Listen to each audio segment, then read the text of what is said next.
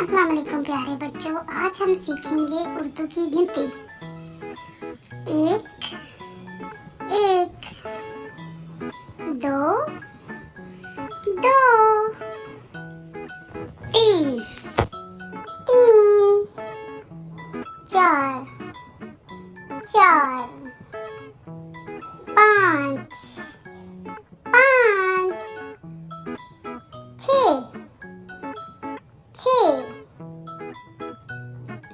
सात, सात, आठ, आठ, नौ, नौ,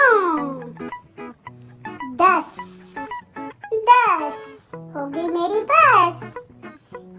अलिफ ये काफ एक, दाल वाओ दो, ते ये नून तीन,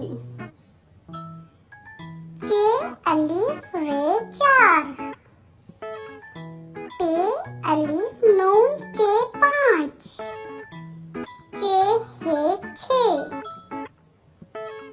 सीन अलिफ ते सात, अलिफ मदा ते है आठ, नून वाओ नौ, दाल सीन 10।